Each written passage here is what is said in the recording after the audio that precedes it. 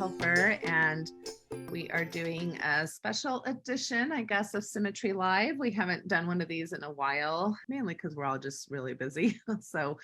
But we are coming together today in response to a lot of what we've been seeing after the release of the Associated Press article that was released on August 4th called 7 Years of Sex Abuse, How Mormon Officials Let It Happen by Michael Rezendes.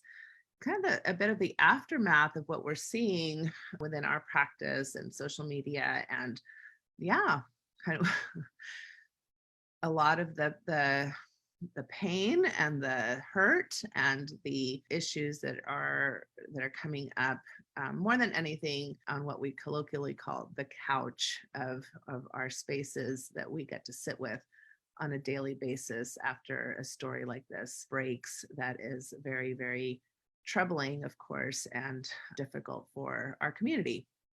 So we thought we would spend a little bit of time trying to address a few of those issues. I have several of the people here from my Symmetry Solutions panel with me. I have Colette Dalton, Jenny Elledge, Stephanie Lobrot, and Michelle Peets.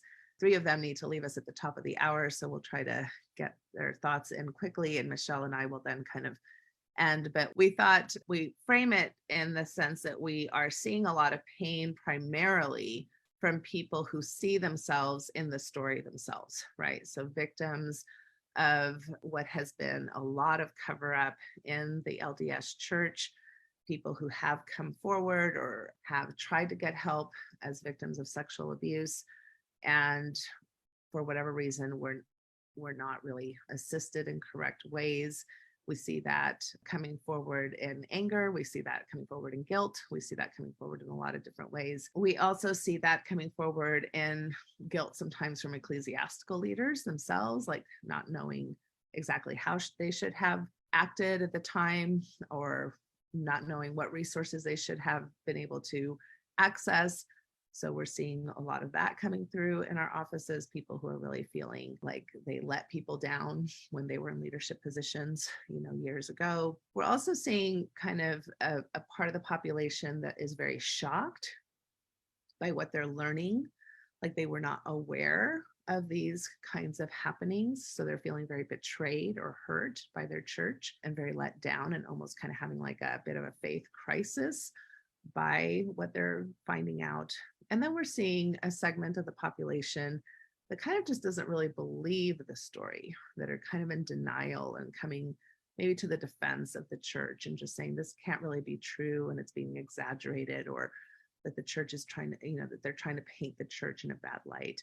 And we would just like to add, kind of our collective witness that although we all come from an LDS background ourselves, and we have respect and even I think I can dare say love for our church community. I think I can speak for all of us.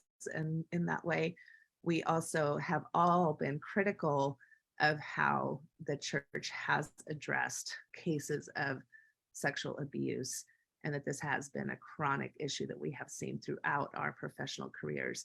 And I have been in this field for almost 25 years and have been speaking about this issue for almost as long as that. So with that, I would like to turn the time over to some of my providers to kind of share some of their thoughts. So maybe Colette and Stephanie and Jenny, I'll let you go first as far as maybe some thoughts that any of you would like to share that you've been considering over the last few weeks. I can go first. I think it's just really important that a huge part of what we do as therapists, I think, is provide space and validation. I think it can be really hard for people in this community to feel so invalidated if they're seeing, I believe this is a problem, and why aren't my families and friends also seeing this as a problem? And so first off, whatever you're feeling, whatever emotions, anger, frustration, sadness, confusion, like those emotions are real, and I hope you're taking care of yourself. And as you are processing those emotions, I think it's then important to just figure out and sit with yourself of what do you want to do with those emotions. And for some people, it is speaking out on social media.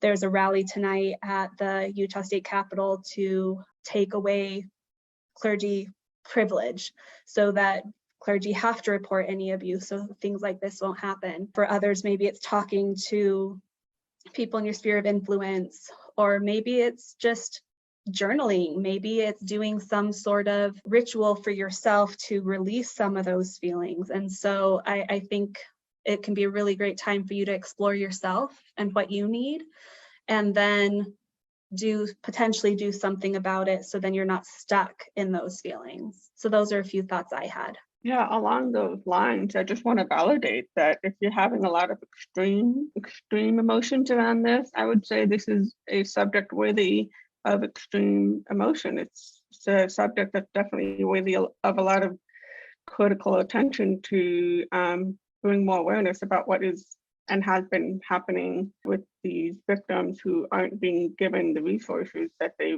really have been needing all of this time. I love that we as a group can collectively, as Natasha said, give witness to the fact that this is happening. I mean, in our line of work, we do have to let other members of the church know that this does happen. It does happen. While you may not see it personally, it does happen.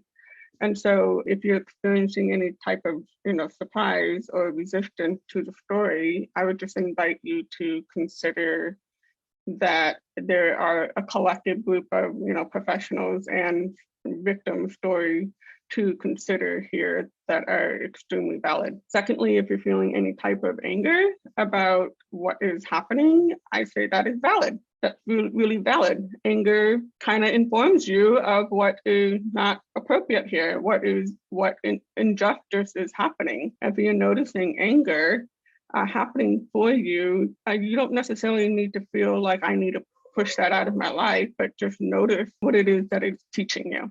Thirdly, for anyone who feels like they are kind of seeing themselves in the story, like they remember maybe this happening to you or someone close to you, and all of those old feelings or newer feelings are coming up for you, we completely understand, and we have so much empathy and hold so much space for you as you're going through this right now. I'll just pop in. Another feeling that Natasha mentioned that I've seen with clients is a sense of guilt. And this often comes from either people who have worked as bishops in leadership positions who didn't understand, what they could do, or in terms of mandatory reporting and the clergy penitent, the privilege not reporting. There's some guilt for not having furthered, the whole reporting thing. But another thing I'm seeing is from clients who have maybe had child sexual abuse from decades ago, years ago. Oftentimes a perpetrator will use guilt and fear as a means of grooming so that children do not report.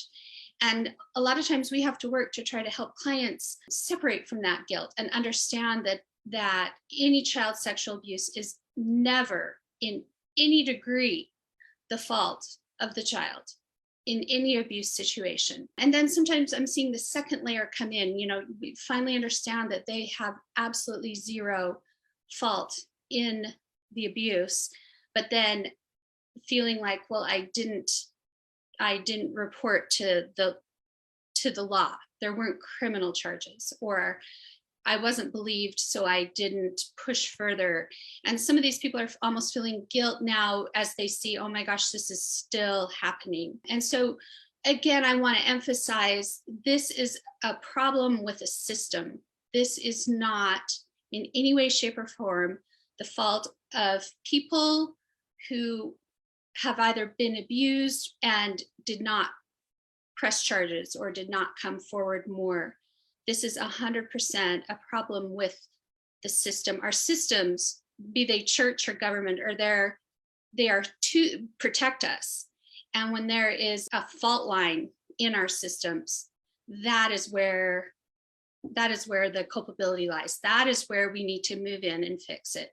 And right now, as just we were talking about, there is a rally tonight at the state capitol, and it's rallying in favor of this law. And if this can help anybody feel empowered to either show up or at the rally to help, I believe it's Liz Romero and I can't remember, the lawmaker from St. George, are co-sponsoring a law to remove that clergy privilege where they are not mandatory reporters, so that clergy also become mandatory reporters, just like the rest of us. If they hear about child abuse and know that a child is in imminent danger, that they too are required to report it, so that the safety of the child is what is paramount, not the safety of any institution or adult, but the safety of the child comes first.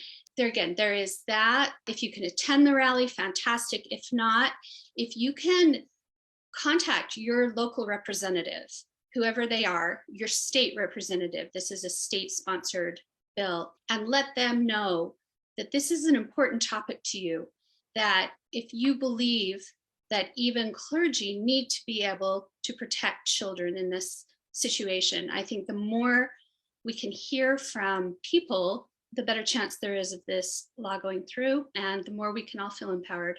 Thank you. I just want to point out or Yes. clarify what mandated reporting means.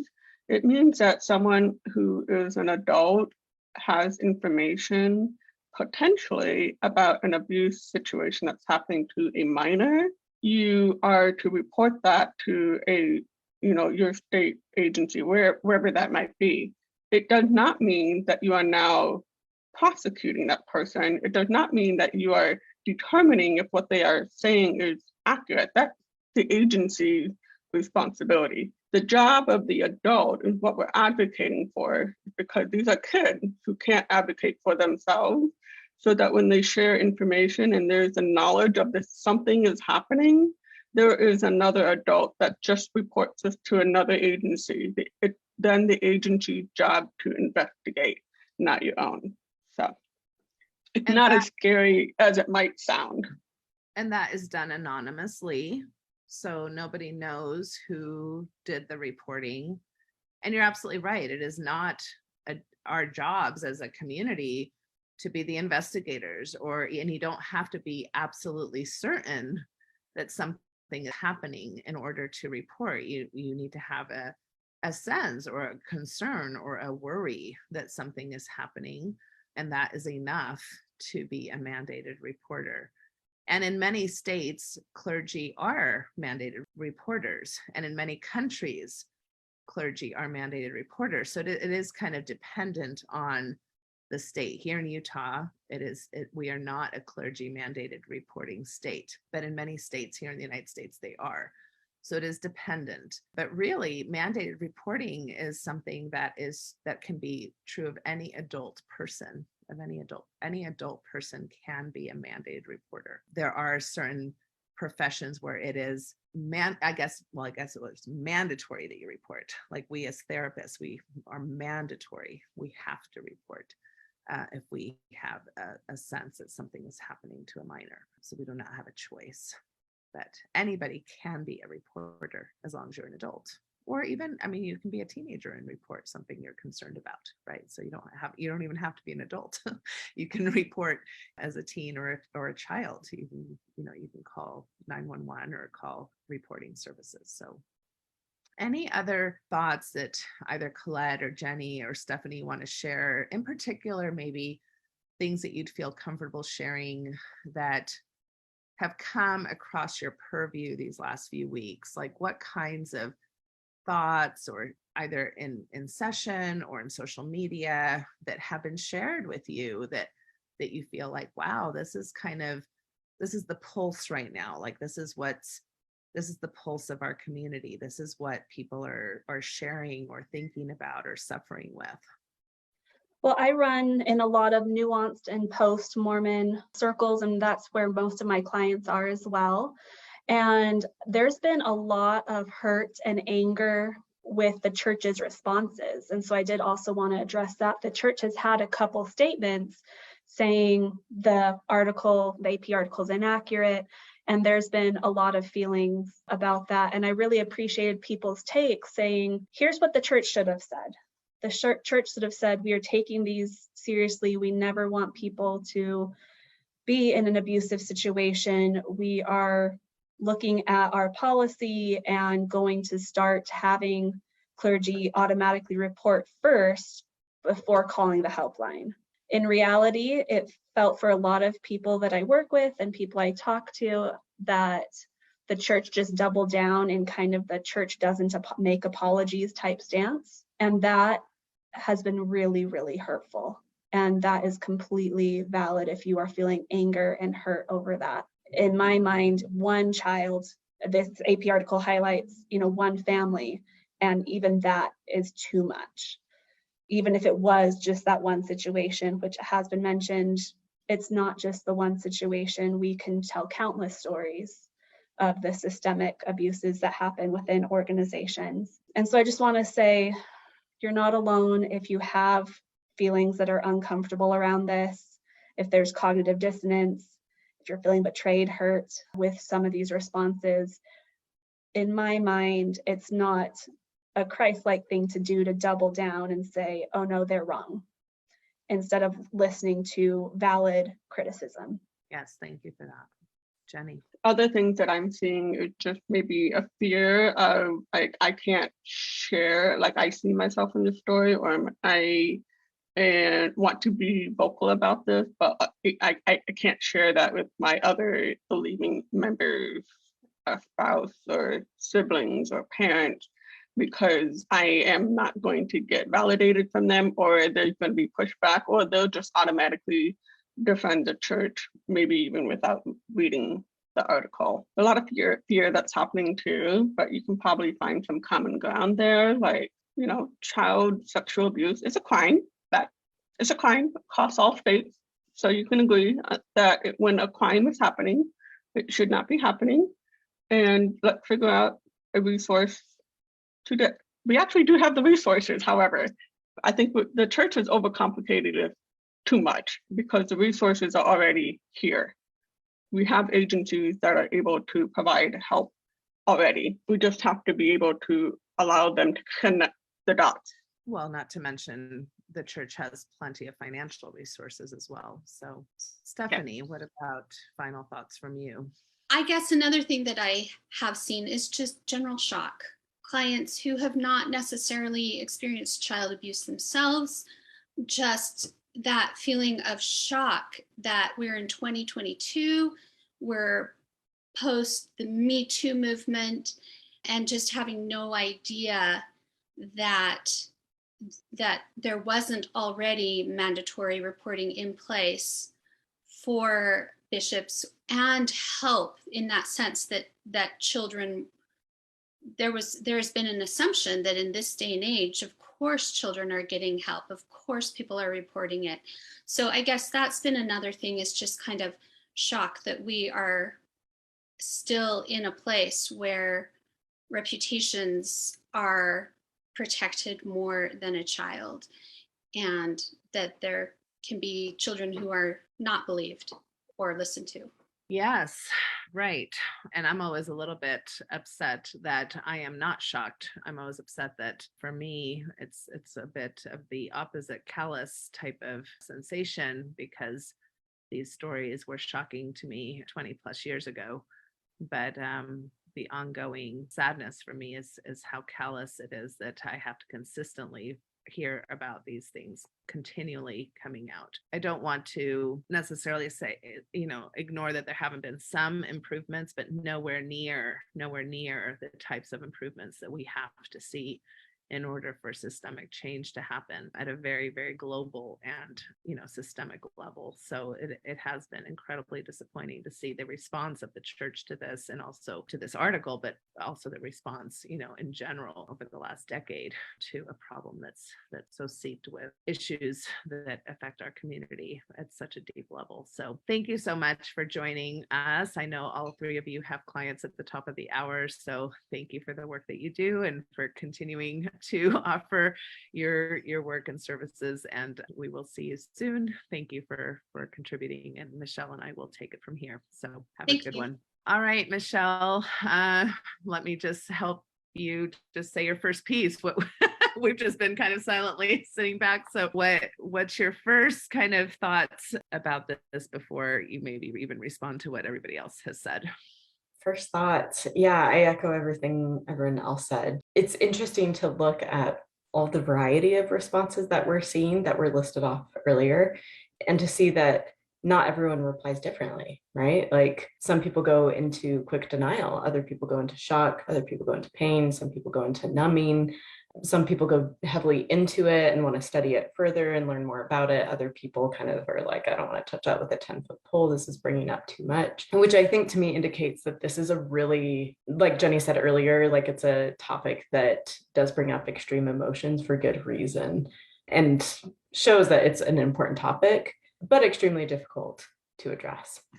So those are kind of my initial thoughts. Yes, I agree. And I think at some level, all of those initial reactions are very normal. And I think in particular, if you are a victim of sexual abuse, and that can look a lot of different ways, because you may have been a victim who did try to get help. You may have been a victim who never spoke up and hasn't even spoken up to this day. You may be a victim who was actually helped by church leaders or family, was believed by family, was actually offered some level of justice and was offered correct resources, because that does happen sometimes.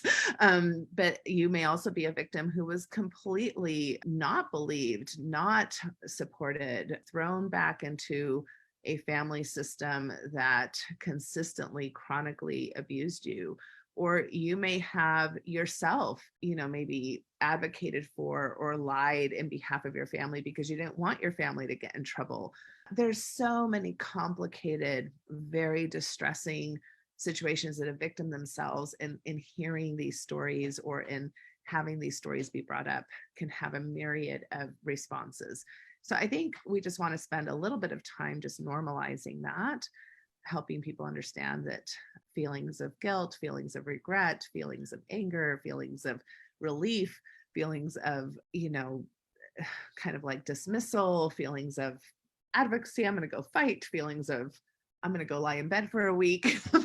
All of those feelings are fairly okay, and if we can just for the most part have grace for ourselves and how we may be responding to these things. And it may be hard to see how others are responding if they're not responding similarly to you, right? So maybe that's where I'd like to start, is just to give a little bit of framing in that space of just let's give space for our own reactions and for others.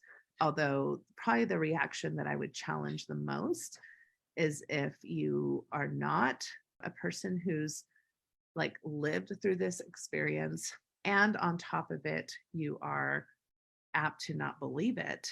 That's probably a space that I would invite you to challenge within yourself the most, right? Like, what is that about for me, and why am I uncomfortable sitting in a space where, the church that works for me, right? The church that works for me and where I'm comfortable, where I get a lot of peace and comfort and well-being, if it's not working for somebody else, why is that an uncomfortable space for me to sit in? And I would just encourage you to sit with that discomfort before you just dismiss another person's reality. I'm so glad you brought that up, because that's where I was going to go next. Is I sit with a lot of clients who come in and have come to finally be able to tell their truth about their experience in their family, whether it was sexual abuse or psychological abuse, verbal abuse, spiritual abuse, whatever it was, that they have this awakening and are able to put words to it. They've been in spaces where maybe people were validating them and they were being trusted, and they go back to, let's say, their families and start to say, hey, this is what happened. This is kind of what mom or dad did to us, or this is what our brother or sister or whoever, or sibling did to us. And all of a sudden you see family members who their first response is denial. And it's incredibly painful to the individual who worked so hard to arrive at that truth and be able to actually speak to it.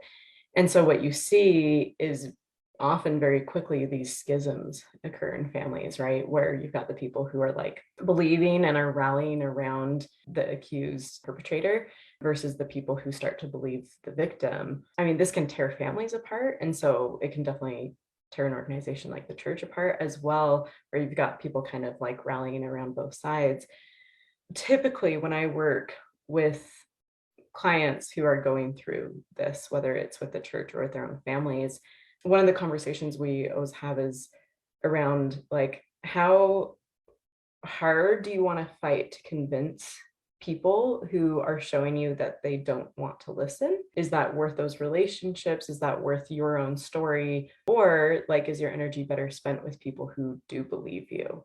Because it's already an incredibly painful experience to even arrive at your story and to be able to tell the truth about it when you don't even want it yourself to be true, right? And so to then go back into that space of trying to convince other people and trying to get to truth telling can be re-traumatizing. And so, and there's no clear answer to this. I mean, everybody pursues it differently. Some people really see it as worth it to retell their story and to seek justice. And then other people, I think, choose to go more the route of, okay, I'm going to stick with people who are going to believe me. And I'll add to that they have the capacity to hold this very difficult thing.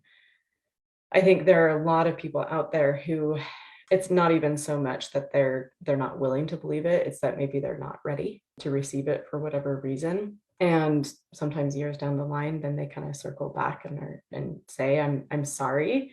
At the time, I was dependent on mom, let's say, for example. I couldn't believe something that was going to hurt that relationship at the time when I was dependent on that relationship, but now I'm in a different space. And so maybe I am able to look at this.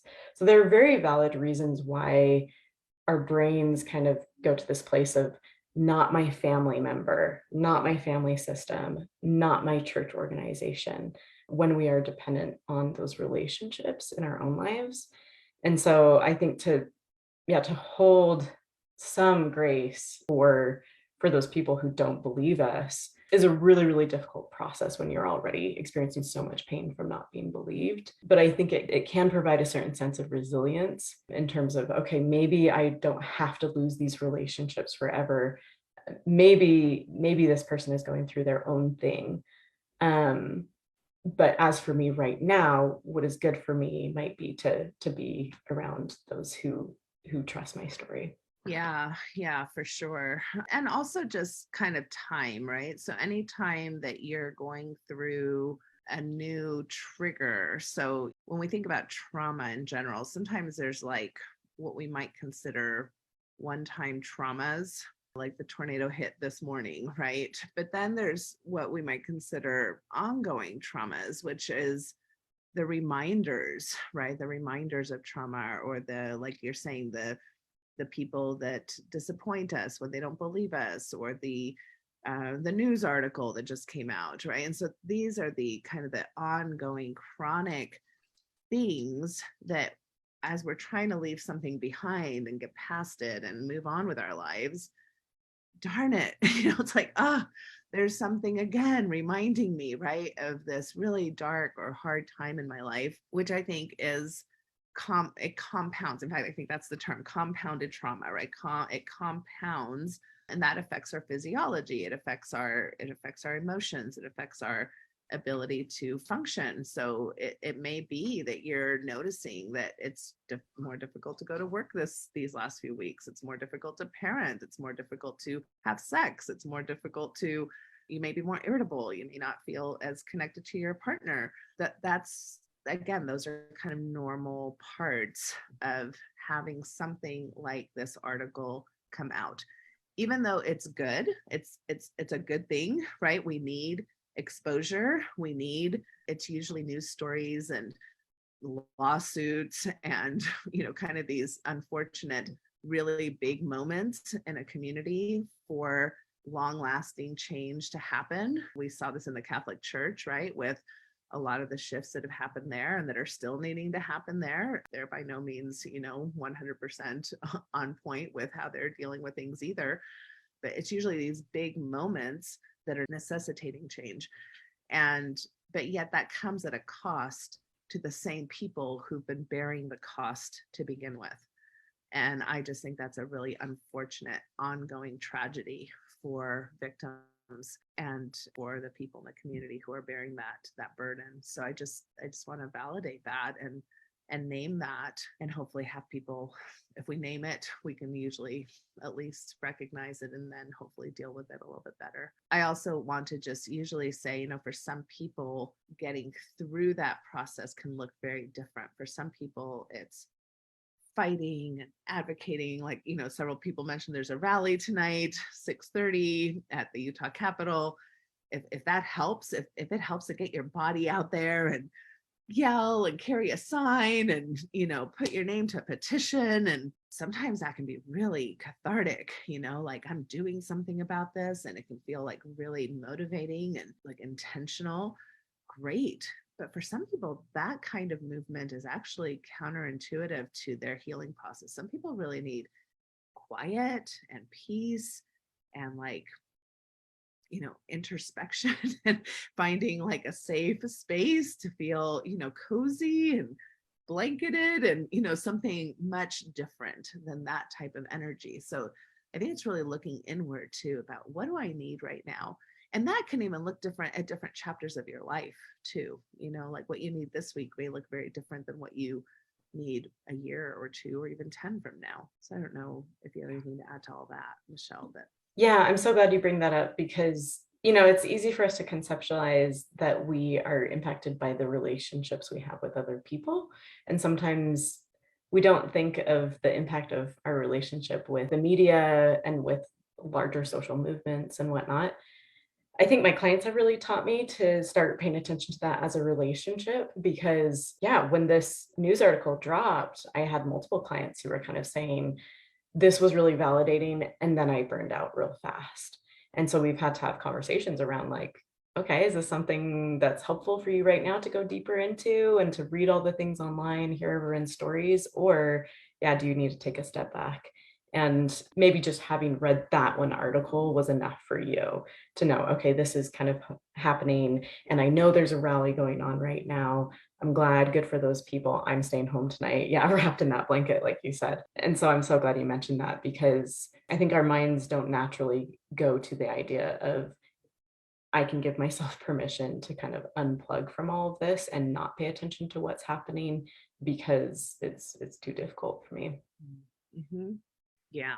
I would like to spend a little bit of time on the church's reaction, if you don't mind. I think sometimes a big part of healing and a healing journey is what to do with quote unquote the abuser, right? And so I think that there are, in a sense, two abusers here. There's the perpetrators, sexual perpetrators, but there's also like systemic organizations and whether or not they participate in healing or if they participate in the ongoing kind of abuses that happen in the system.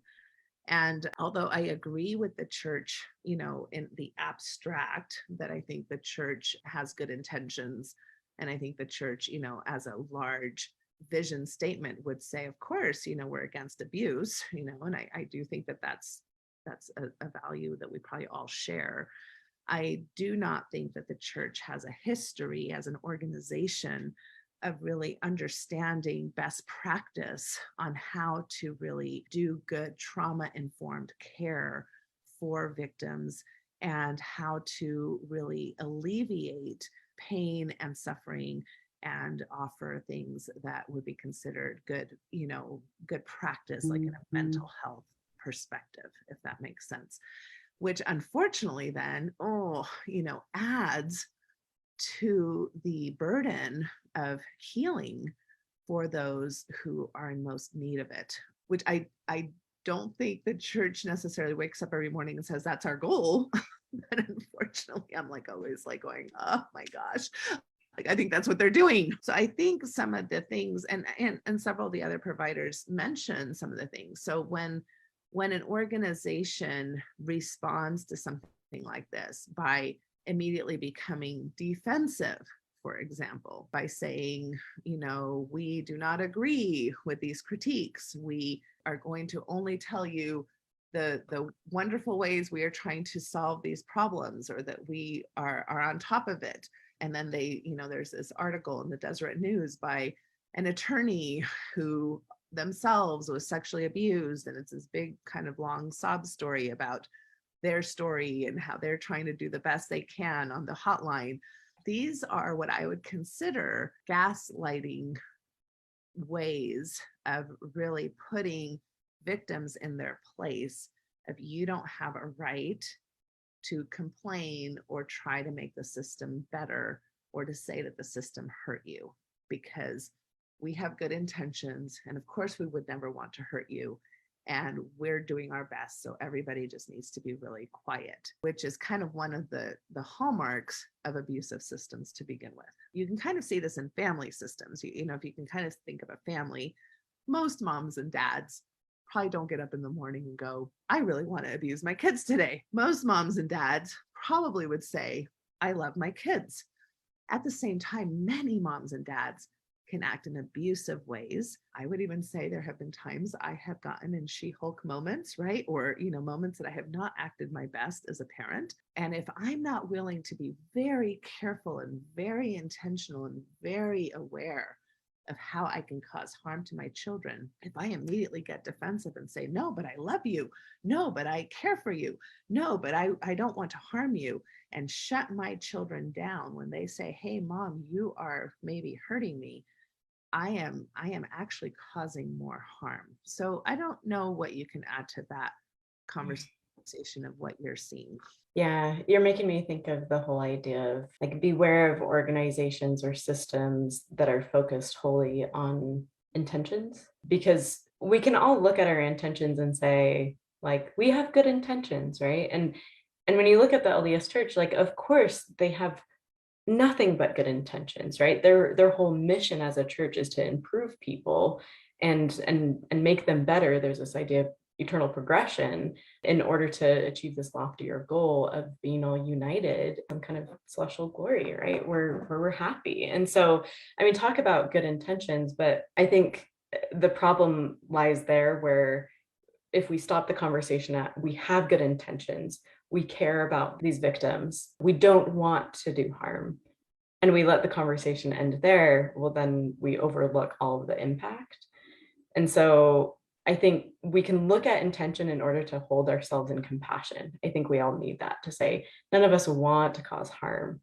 So, okay, like I can still consider myself, you know, a good person, but we look to impact in order to hold ourselves in accountability to actually make the changes that need to happen. And so I think with your analogy, Natasha, of you know, being a mom, and you're like, I'm just trying to be a good mom, I'm trying to be, you know, loving and everything. Absolutely.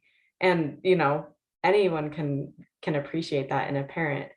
And then at the same time can then turn to impact and say, and at the same time, I hurt you in this way that I didn't mean to. And so what can we do about that? And so you can see yourself as somebody who causes pain, but didn't want to cause pain. Like, both of those can be true. And that compassion is really gonna actually help you face the hard stuff. Yeah. And there's some really hard things that need to be faced here, because I think that we have to face as a church that a lot of times, because maybe of our own history or intergenerational trauma, this idea of protecting the church's entity, that we need to be seen as a good church, that we need to be seen as a good organization, and that we therefore cannot be seen as having any bad spots in the apple, that has really caused us an inability to look at problems within.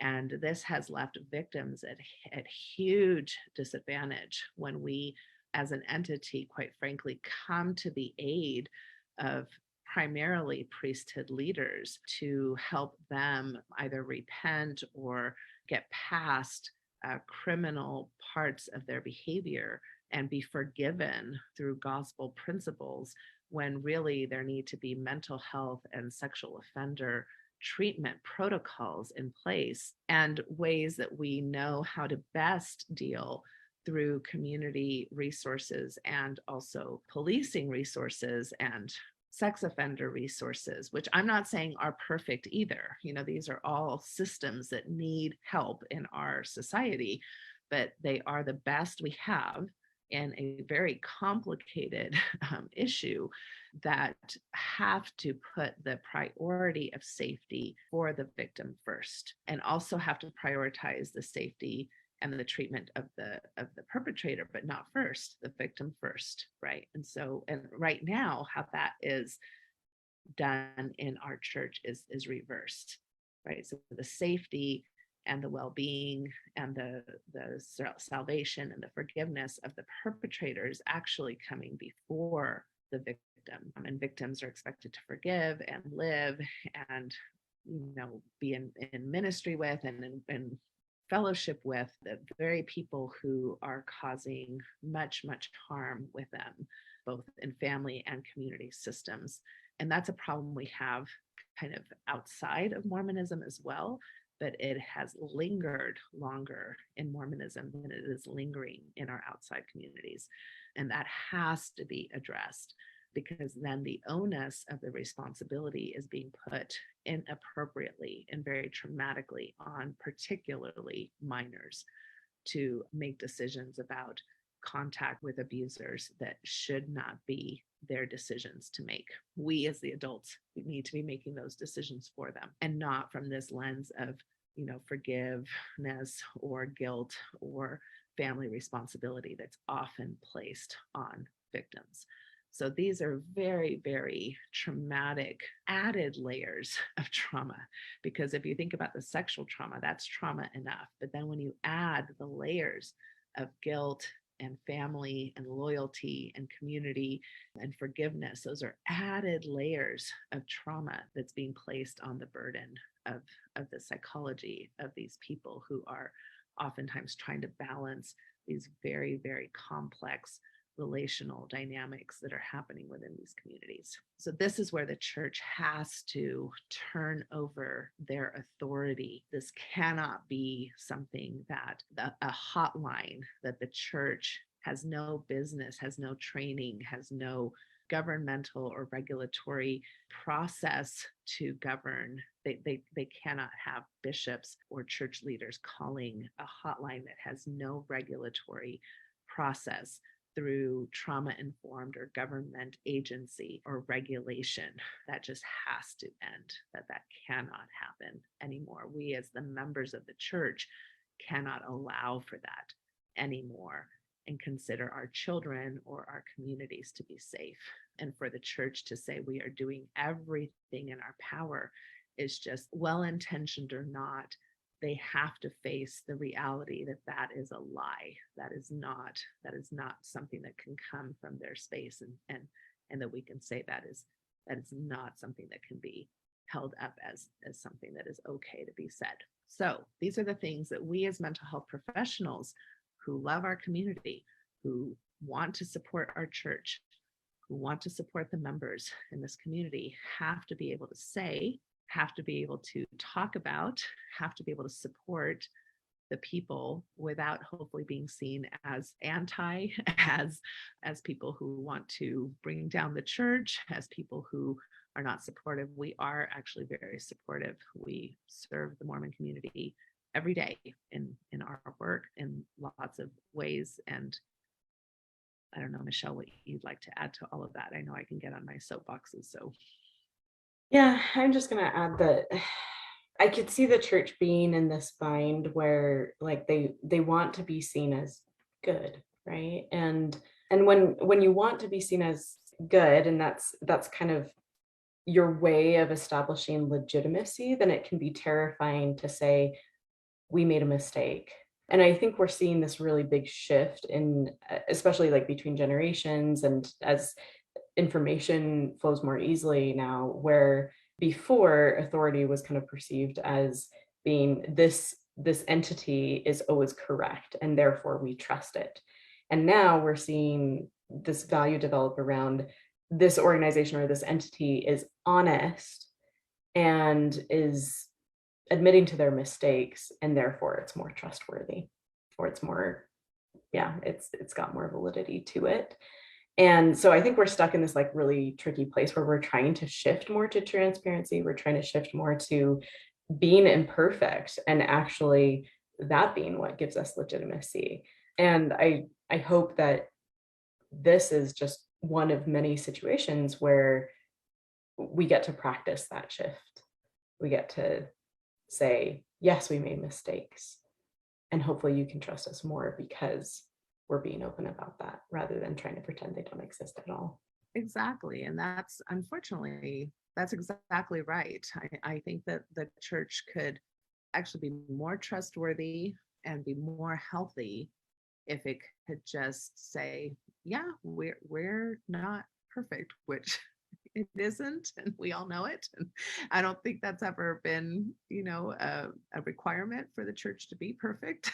So it's made up of imperfect people. I think we're all fairly comfortable with those kinds of ideas, as a church community. So we can do better. We should do better. It's an ongoing striving process. And so in order to do that, apologies are needed, education is needed, training is needed, reparation is needed, right? Those are all kind of basic ingredients of the repentance process that we learn as little kids. And I think that we as adults and as organizations can do well to adhere to those kinds of very basic, universal, and very wise principles that are very supported in healing practices.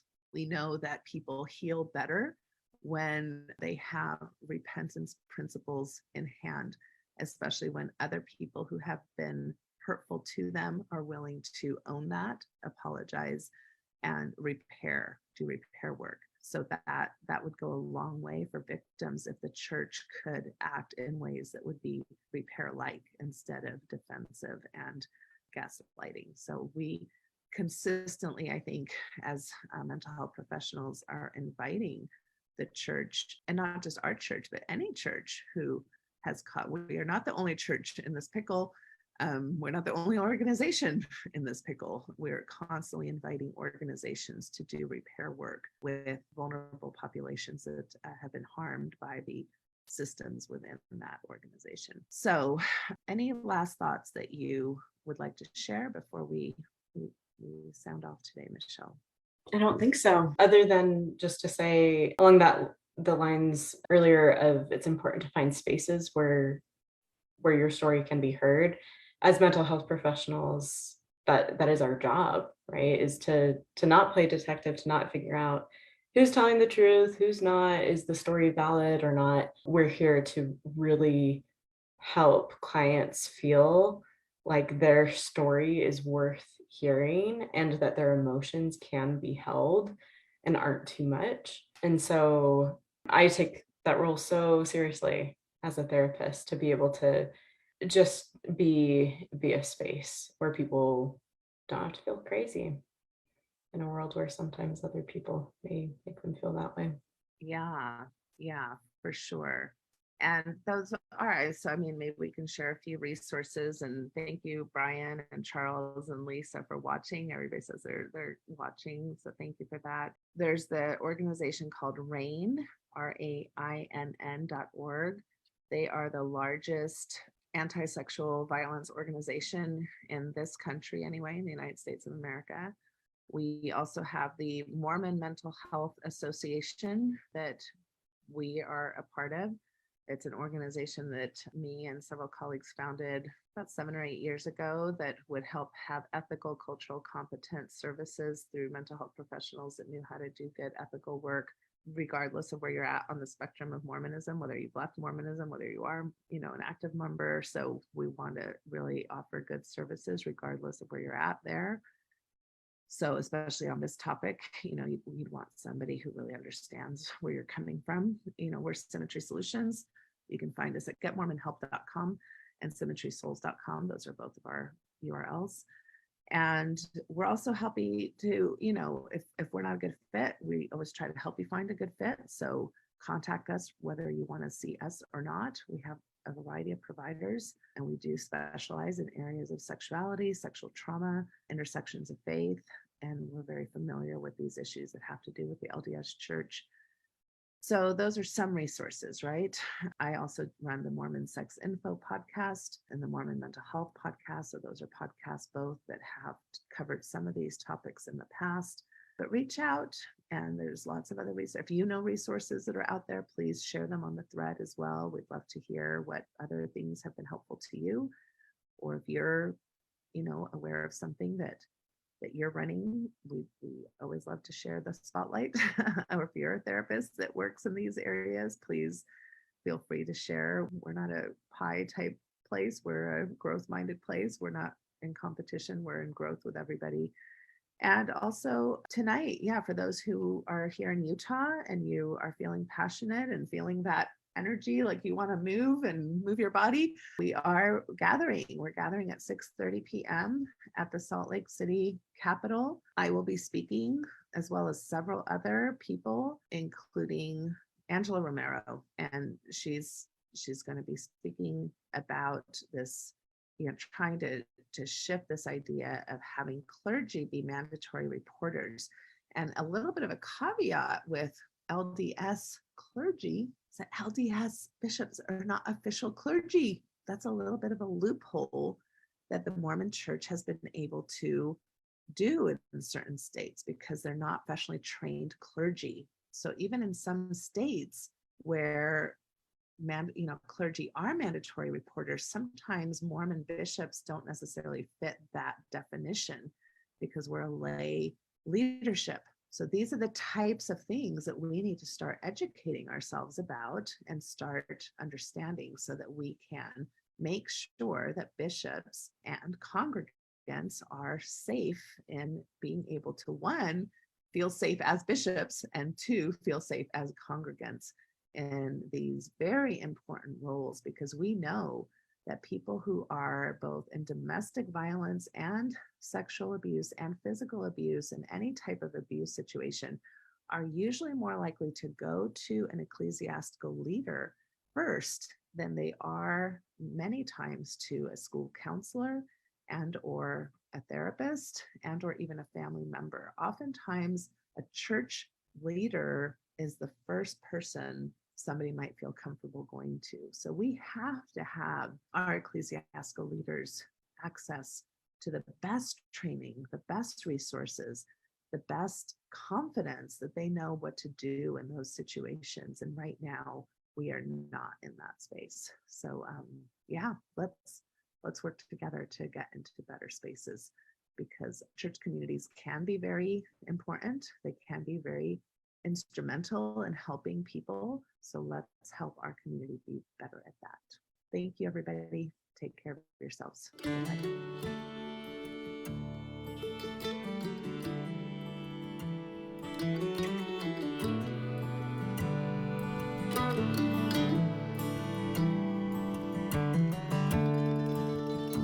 We took the long road home,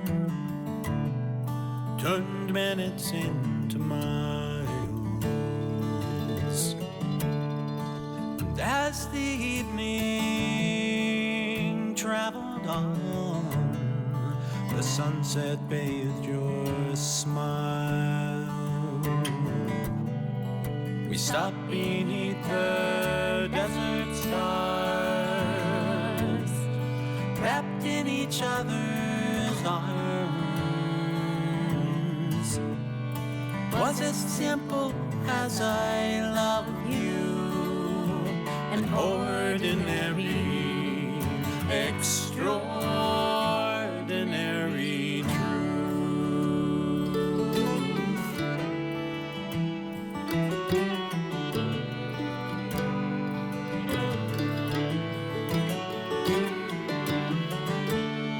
It's been a long road here, a trail with tears, pain and sorrow too. But through every storm we traveled on, like lovers do.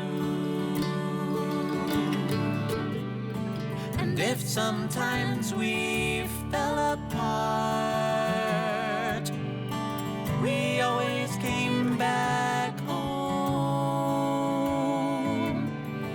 Was as simple as I love you, an ordinary, extraordinary truth.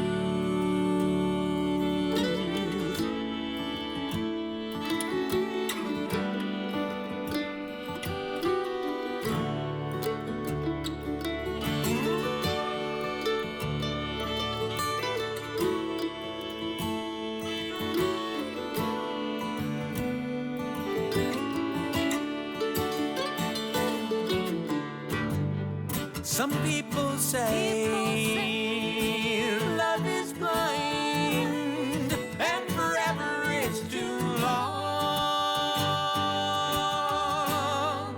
But I see your eyes in every sunrise. Can't imagine life alone.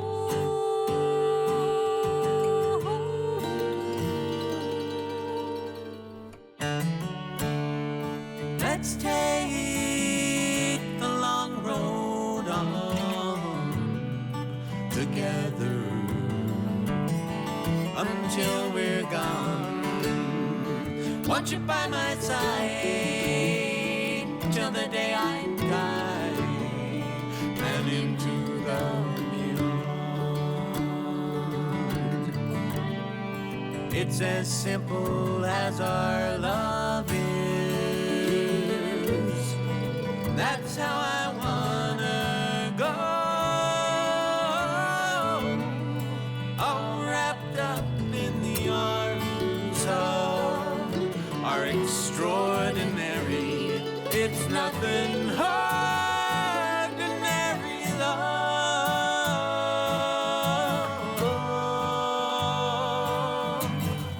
Ordinary. No, it's extraordinary.